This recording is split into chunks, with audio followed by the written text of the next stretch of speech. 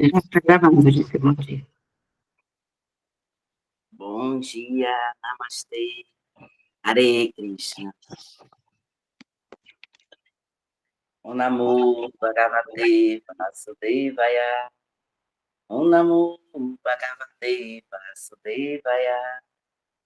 Om Namo Bhagavate Vasudevaya.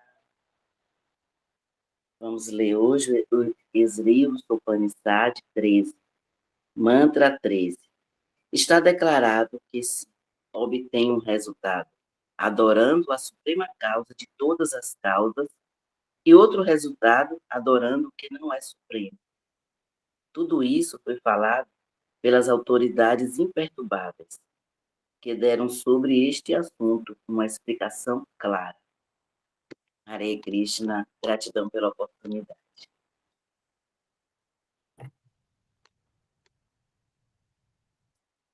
Só, me dá só um segundinho, pessoal, por favor.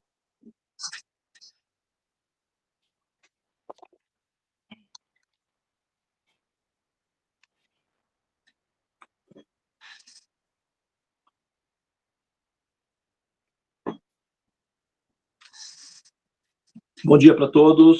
Namastê. Hare Krishna, Krishna Krishna, Hare Hare. Hare Rama, Rama Rama, Hare Hare. Eu não consegui entrar hoje pelo meu computador. Eu acho que nós estamos tendo um microfone aberto. É o meu que eu estava lendo, não vou fechar. Ah, tá bom. Então, eu vou fazer por aqui, né? Não sei se vocês estão me vendo bem. Estou aqui na fazenda, então a gente tem eventualmente umas dificuldades aqui com, né, a transmissão, mas eu acho que, né, pelo que eu posso entender, está tudo ok, né? Eu vou dar então sequência aqui na interpretação do nosso verso de hoje, que foi mencionado no Sri Ishopanishad. Nós estamos no verso 13. Eu vou ler o sânscrito. Andréia, você está presente na sala, Andréia? Estou para você, só que eu não estou achando a postagem do verso no grupo. Tudo bem, então eu vou fazer aqui o mesmo sânscrito, tá? Obrigada. Sri Ishopanishad, verso 13. Anyad ivanu sambhavat, anyad ahu asambhavat, iti sushruma jiranan yani stat vichacha kshiri. Vou fazer o mantra aqui, de reverência ao mestre. Om Gyana Timiranda Sya, Gyananjana Shalakaya, Chakshur Unmilitan Yana Tasmai Shri Gurave Namaha. Muito embora eu tenha nascido na mais obscura região da ignorância, conhecido como o Jagat, ou a criação, o mestre espiritual está abrindo os meus olhos com o achote do conhecimento transcendente. A tal mestre espiritual, que é pleno de compaixão, com o progresso espiritual da alma condicionada, eu ofereço minhas respeitosas reverências. Jaya Gurudeva, Jaya Prabhupada. Está declarado que se obtém um resultado adorando a suprema causa de todas as causas e outro resultado adorando o que não é supremo. Tudo isso foi falado pelas autoridades imperturbáveis, que deram sobre este assunto uma explicação clara.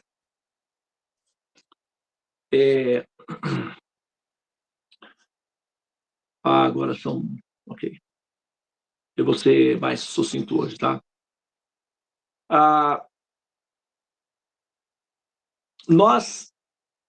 Enquanto nós aprendemos sobre o que é ser espiritual, a gente tem uma tendência, que é uma inclinação que nós, né, normalmente temos, de que ser espiritual é ser, como está sendo falado aqui, né, imperturbável, no sentido de não ter praticamente emoções, né, permanecer neutro emocionalmente. O que, de fato, é um conceito que a gente tem, porém que não corresponde, de fato, com a realidade como nós observamos. Então, em que sentido o mantra ou as orientações estão dizendo, informando que as autoridades imperturbáveis, né? Vamos pegar, por exemplo, o caso que a gente conhecem, né, que é um caso que é comum do conhecimento público. Se eu for dar exemplos de santos, de homens santos, de pessoas santas da cultura védica, vocês, né, talvez não conheçam, então a metáfora pode não ser funcional, né? Agora, vamos colocar aqui, por exemplo, o caso, né, de Jesus, ou poderia usar aqui, né, o São Francisco, ou então mesmo, né, São Jerônimo, enfim, poderia usar uma série de exemplos aqui conhecidos do grande público, né? Martinho Lutero, né? Mas, no caso de Jesus, por exemplo, em algumas ocasiões, ele demonstrou ter temperamento bélico, ser temperamental. Por exemplo, no caso em que ele entrou no templo e, não é assim, criou caos ali naquele ambiente, né? E as pessoas não conheciam muito bem ele, ele não era, ele era conhecido, mas, né, de modo geral, não por todas as pessoas. Então, quando aquelas pessoas que estavam no templo vendendo, fazendo negócio, né, vendendo, comprando, que era onde o templo era um lugar onde tudo se fazia, se comprava, se vendia, se estabelecia relações políticas, casamentos, etc. Então, ali era tipo um grande clube, né, da comunidade. E também se fazia as adorações. Onde Jesus chegou ali, né, derrubando, quebrando as barracas e tal, brigando com todo mundo. Então, aquela cena ficou, né, conhecida com uma explosão do temperamento de Jesus naquele momento. Então, a análise externa vai dizer que é, né, um ataque histérico, uma análise externa.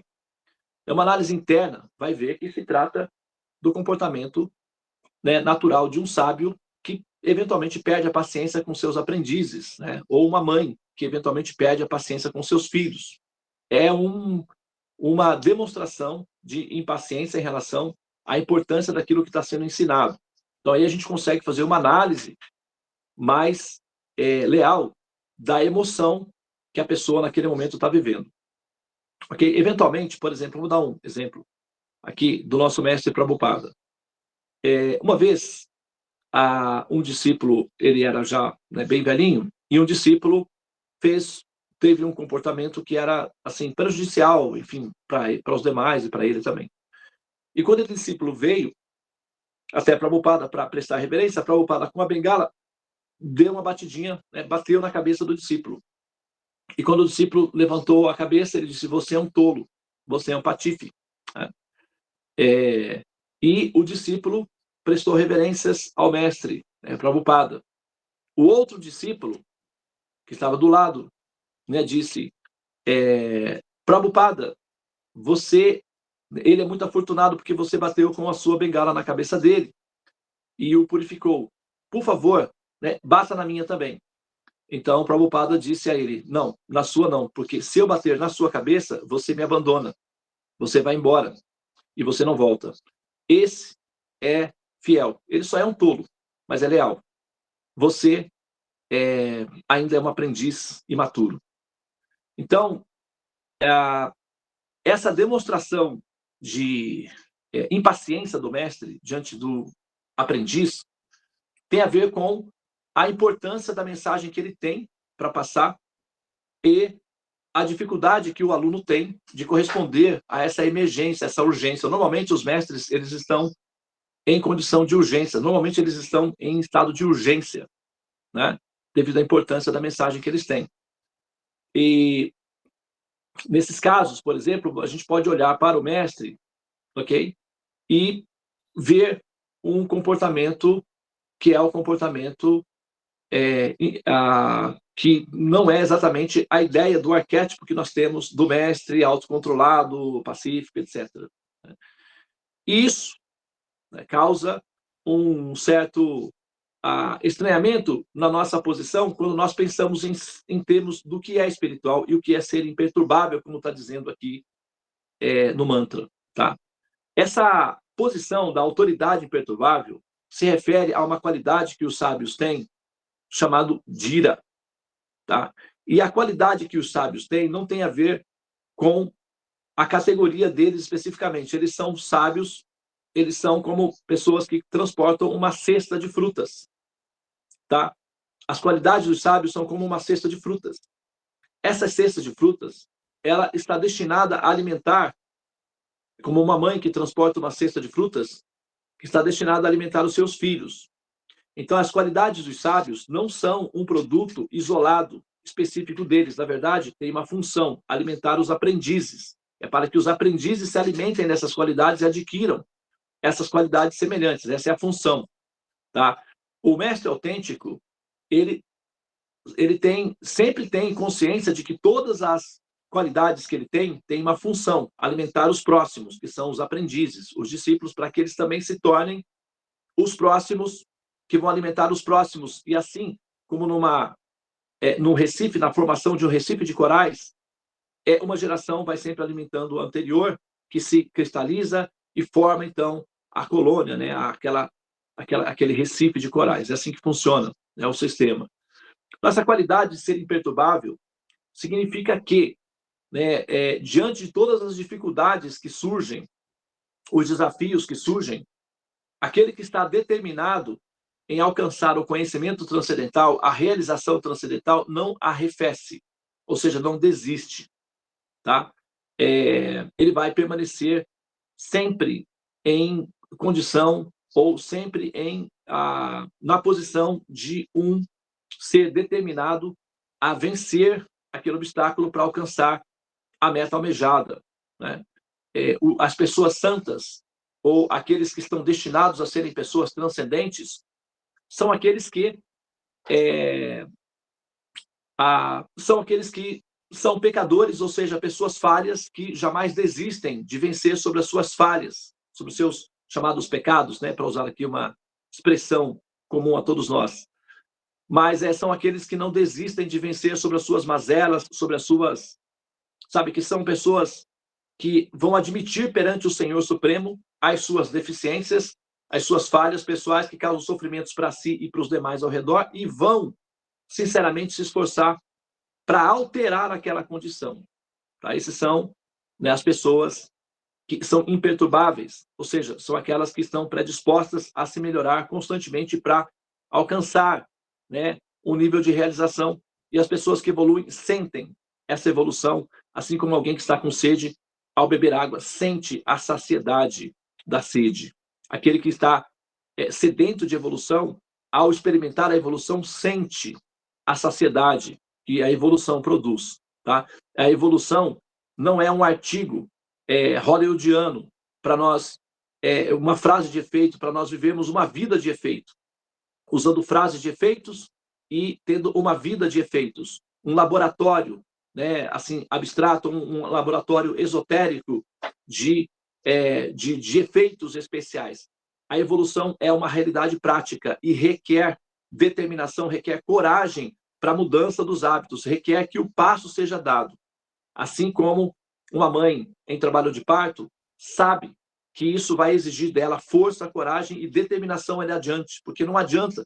O que vai adiantar ela ficar paralisada? O bebê precisa sair. Então, a evolução é a mesma coisa. Não adianta nós fingirmos ter uma vida espiritual, uma vida religiosa, até funciona por um tempo, mas não produz saciedade. A saciedade, ou a sensação de bem-estar, só é possível para aqueles que, de fato, evoluem.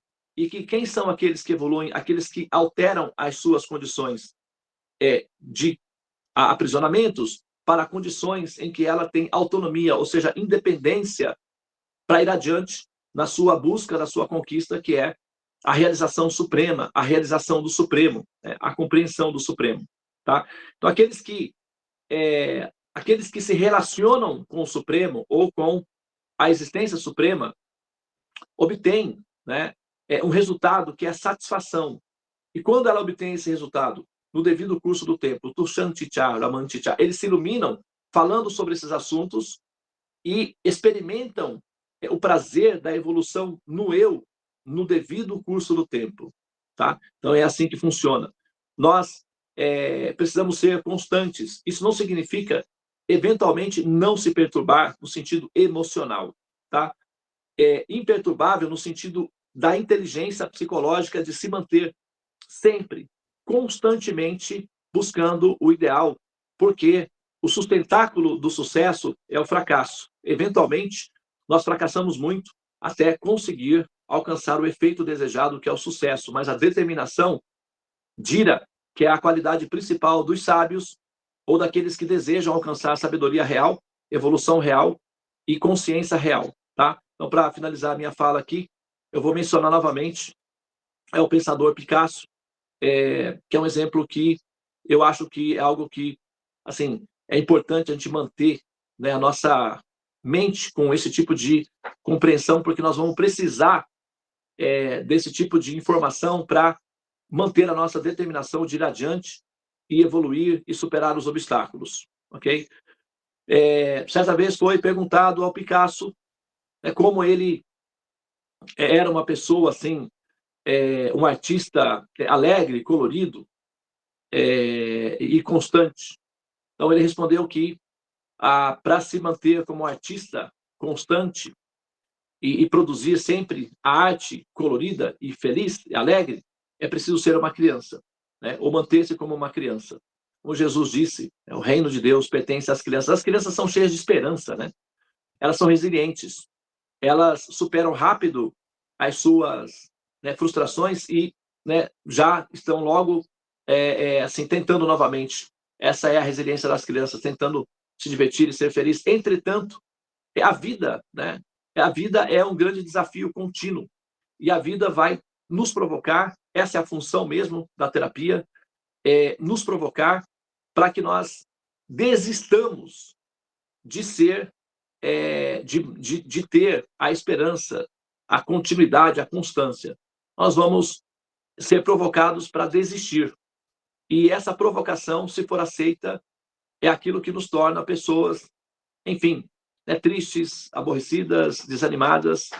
Mas, se nós superarmos essa provocação e nos reinventarmos constantemente, e para isso é preciso que nós tenhamos uma atitude honesta diante das nossas falhas para corrigi-las, né? E não, assim, criar subterfúgios, explicações, desculpas infinitas para justificar a nossa mazela, principalmente quando ela fere outros ao nosso redor. Quando é uma coisa pessoal, que prejudica só uma pessoa, ou seja, a si mesmo, ainda você pode prorrogar isso para frente, para resolver mais para frente. Mas quando essa mazela pessoal provoca dor e sofrimento no outro, próximo de você, ou no mundo ao seu redor, então isso é urgente. Nós temos que parar com isso. Nós temos que ter a coragem, a lealdade e a honestidade de interromper os nossos comportamentos que são abusivos ou ofensivos em relação aos demais ao redor. E enquanto nós não fazemos isso, nós não obtemos paz, satisfação e realização real. A gente vai sempre continuar vivendo uma ilusão de felicidade, uma ilusão de paz, uma ilusão de uma vida próspera, uma vida rica. A gente vai viver de ilusões. E esse ato de viver de ilusões é frustrante no final da vida, porque nós podemos enganar tudo e a todos por uma vida, mas no momento da morte, todos esses enganos e ilusões vêm à tona e a nossa decepção conosco mesmo, normalmente, é bastante acentuada nesses momentos, o que dá uma sensação profunda de melancolia e de abandono. Então, precisamos ficar atentos ao nosso passo, ao nosso comportamento real durante a vida, porque o momento em que nós temos que abandonar o corpo e deixar o corpo, deixar o nosso personagem, nós seremos avaliados pela nossa própria consciência, no mínimo pela nossa própria consciência em relação a tudo aquilo que nós fizemos, ou a nossa produtividade. Se nós não formos capazes de fazer a avaliação pessoal da nossa consciência, certamente, né, essa avaliação será feita de outra forma, mas a avaliação normalmente é sempre feita. E é muito importante que nós, nesse momento, estejamos em paz conosco mesmo, sabendo que nós lutamos uma boa luta, fomos honestos, leais em relação à nossa dignidade, à nossa moral superior, e nesse momento estamos em paz, ao menos conosco mesmo, para que esse momento seja digno e pacífico, tá? Então, nossa preparação, todos esses versos, esses ensinamentos têm a ver com nos preparar para uma condição de dignidade moral, de dignidade psicológica, de dignidade espiritual no momento da passagem. Então, a gente precisa ter uma atitude orgânica e real em relação à nossa evolução, porque a ilusão ou a falsa sensação de evolução não é suficiente para resolver a nossa vida naquele momento mais importante, que é o momento em que nós vamos, então, finalmente sermos convidados, não é, a deixar os nossos corpos, os nossos personagens, as nossas vidas e toda a logística que isso envolve, tá? Então, é uma preparação para ter uma boa consciência no momento da partida, ok? Muito bem, então eu vou pausar aqui. Muito obrigado pela atenção. Namastê. Hare Krishna, Krishna Krishna, Hare Hare. Hare Rama, Rama Rama, Hare Hare. Ó energia suprema, amor divina, ó Mahamantra, libertador do ser, desperta-me, eleva-me, envolve-me, protege-me. Hare Om Shanti, Namastê, Om Tat Sat, Hare Krishna.